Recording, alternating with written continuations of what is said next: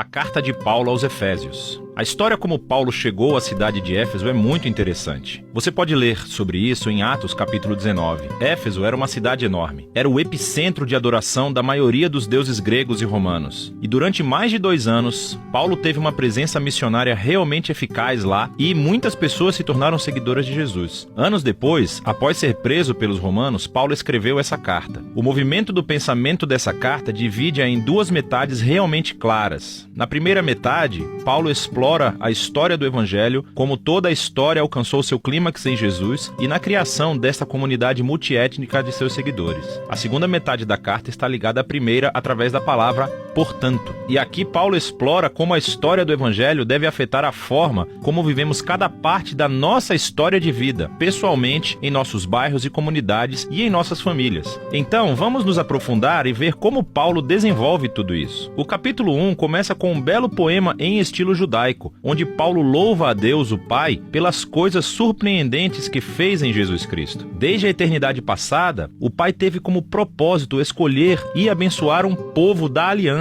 Pense aqui na família de Abraão, em Gênesis, capítulo 12, versículos 1 a 3. E agora, através de Jesus, qualquer pessoa pode ser adotada nessa família. A morte de Jesus cobre os nossos piores pecados, os nossos piores fracassos, e em Jesus encontramos a graça de Deus. Na verdade, Paulo diz que essa graça abriu um modo totalmente novo de entendermos cada parte de nossas vidas. Ele diz no capítulo 1, verso 10, que o propósito de Deus era unificar todas as coisas no céu e na terra sob Cristo, que é um título que significa Messias. O plano de Deus sempre foi ter uma enorme família de seres humanos restaurados, unidos em Jesus, o Messias. Esse propósito divino se tornou claro, diz Paulo, quando fomos primeiramente transformados naquela família. E aqui ele está se referindo aos judeus étnicos e à família de Abraão. Mas então Paulo fala sobre vocês, e aqui ele quer dizer não judeus. Todos vocês ouviram sobre Jesus e a salvação através dele e foram trazidos para essa família pela obra do Espírito Santo. E assim, aqui, ele está se referindo aos eventos relatados nas histórias dos Atos, sobre como o Espírito de Deus reuniu judeus e não judeus em uma única família em Jesus, tal como Deus prometeu a Abraão há muito tempo atrás. Note também como, nesse poema, Paulo começa falando sobre Deus o Pai e depois sobre Jesus o Filho e aqui no final sobre o Espírito. Os 3 trabalham juntos quando Paulo conta a história do Evangelho. É muito legal. Depois do poema, Paulo responde com uma oração. Ele ora para que esses seguidores de Jesus não apenas conheçam, mas experimentem pessoalmente o poder do Evangelho. Que eles sejam energizados pelo mesmo poder que ressuscitou Jesus dos mortos e o colocou como a cabeça exaltada de todo o mundo. Agora, no capítulo 2, Paulo retrocede e desenvolve algumas ideias-chave do poema do capítulo 1, especialmente sobre a graça de Deus e essa nova família multiétnica de Jesus. Ele começa recontando a história de como esses cristãos não judeus conheceram Jesus. Antes de ouvir sobre Jesus, eles estavam fisicamente vivos, mas estavam espiritualmente mortos. Eles estavam presos em uma vida de egoísmo e sem propósito, e estavam sendo enganados pelas forças espirituais do mal. Mas, surpreendentemente,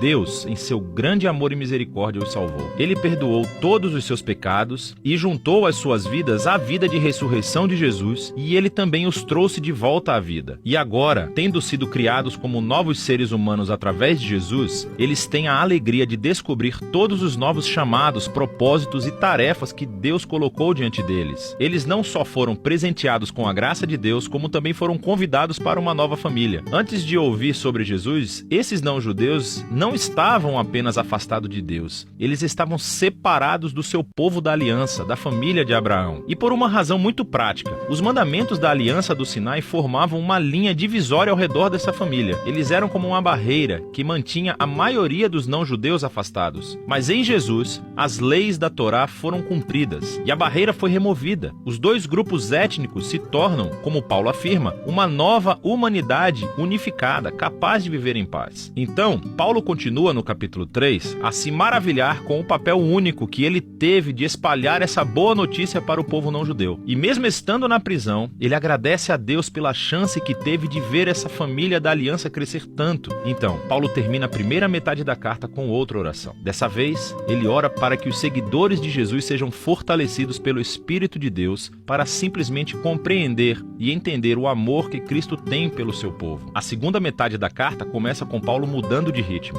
e ele começa a desafiar o leitor a responder à história do Evangelho pela maneira como vive a sua própria história de vida. Então ele começa no capítulo 4 com a vida cotidiana da igreja. A igreja é uma grande família com muitos tipos diferentes de pessoas, mas ele enfatiza que eles são um, e um é a palavra-chave nesse capítulo. Eles são um corpo que é unificado por um Espírito. Eles têm um só Senhor com uma fé. Eles têm um batismo. Eles acreditam em um Deus. Isso é muita união. No entanto, diz Paulo, a unidade não é a mesma coisa que uniformidade. Ele continua a explorar como a nova família de Jesus consiste em muitos tipos de pessoas muito diferentes, mas todos são capacitados pelo único Espírito Santo, cada um usando seus talentos e paixões únicas para servir e amar uns aos outros e para edificar a igreja. E aqui ele usa duas metáforas muito legais. Uma é a construção da igreja como um novo templo, e a segunda é que todos estão se tornando uma nova humanidade, com Jesus como a cabeça. E essa nova humanidade é uma metáfora que ele vai usar nos próximos capítulos. Paulo desafia todo cristão a retirar a sua velha humanidade como um conjunto de roupas velhas e a revestir-se de sua nova humanidade, na qual a imagem de Deus está sendo restaurada. E ele então segue para essa longa sessão, onde ele compara a humanidade nova e velha. Então, em vez de mentir, novos humanos falam a verdade. Em vez de guardar raiva, eles resolvem seus conflitos pacificamente. Em vez de roubar, os novos seres humanos são generosos. Em vez de fofocar, eles encorajam as pessoas com suas palavras. Em vez de se vingar, os novos seres humanos perdoam. Em vez de gratificar todo o impulso sexual, os novos seres humanos cultivam o autocontrole de seus desejos corporais. Em vez de ficar bêbados, os novos seres humanos vivem sob a influência do Espírito de Deus. E ele explica como era essa influência de 4 maneiras diferentes. As 2 primeiras têm a ver com o canto. Cantar juntos, mas também cantar sozinhos. E isso é realmente interessante. A primeira coisa que Paulo pensa sobre como o Espírito funciona na vida do povo de Jesus é cantar e música. O terceiro sinal da influência do Espírito é gratidão por tudo. E a quarta é que o Espírito obrigará os seguidores de Jesus a se colocarem abaixo dos outros e a elevar os outros como mais importantes que eles mesmos. E Paulo, na verdade, expande esse quarto ponto mostrando como isso funciona no casamento cristão. Então, você tem uma esposa que segue Jesus. Ela é chamada a respeitar e permitir que seu marido se torne responsável por ela. E o marido é chamado a amar a sua esposa e usar sua responsabilidade para colocar a sua vida egoísta de lado e priorizar o bem-estar de sua esposa acima do seu. E Paulo diz que esse tipo de casamento está realmente reencenando a história do Evangelho. As ações do marido imitam Jesus e o seu amor, e o seu auto-sacrifício. As ações da esposa imitam a igreja, o que permite que Jesus a ame e a faça nova. Paulo então aplica a mesma ideia a filhos e pais, bem como escravos e mestres. Paulo encerra a carta lembrando a esses cristãos a realidade do mal espiritual. Esses são seres e forças que tentarão prejudicar a unidade do povo de Jesus e a comprometer a sua nova humanidade. E assim, Paulo os desafia a permanecerem firmes e a colocarem esse conjunto metafórico de armaduras corporais que ele descreve em detalhes. E Paulo tirou todas essas peças de armadura do livro de Isaías e como Isaías descreveu o rei messiânico. E agora, como seguidores do Messias, precisamos adotar os atributos do Messias como nosso,